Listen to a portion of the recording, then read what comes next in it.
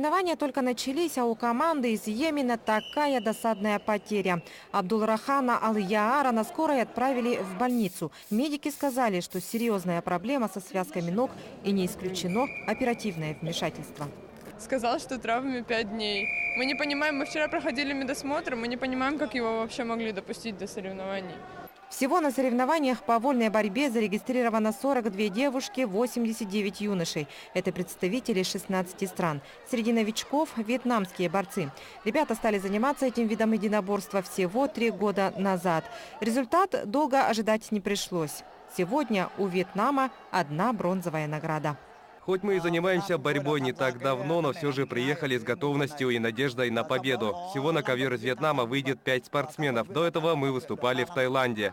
Самая представительная команда приехала из Казахстана и Монголии. Они представлены почти во всех весовых категориях. Как считает их тренер Бехбаяр Юсупов, элементы национальной одежды и орнаменты должны принести им удачу. Ну, конечно, окрыляет, дает силу, уверенность, какое-то отличие, национальная гордость.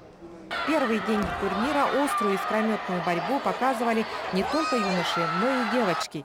Тут и 4-бальные броски, крестные захваты, скоротечные победы. Это не объяснить, такое счастье. Как будто жизнь вторую подарили. Это для меня все. К этому стремилась очень долго. Юные спортсменки познали и горечь поражений. От избытка сил едва держались на ногах.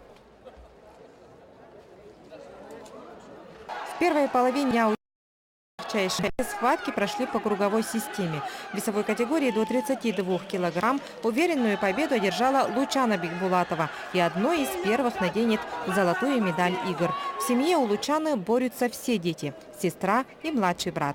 Это большое впечатление. Я здесь первый раз, и для меня это для меня очень важно. И это просто замечательно.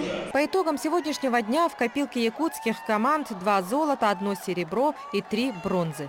Да, я надеялась на 2 место. Но я сбросила 4 килограмма. Пошла на 32, потому что моя подруга не могла скинуть вес. Из-за этого поменялись местами. Она 3-4 идет. Игры Азии очень хорошо начались для меня. Все организовано на уровне. Было трудно, но это моя первая и серьезная победа. Первый день уже вписал новые имена в историю 6-х международных игр «Дети Азии». Впереди еще 3 соревновательных дня. Нургуяна Егорова, Василий Соловьев. «Дети Азии», Якутск.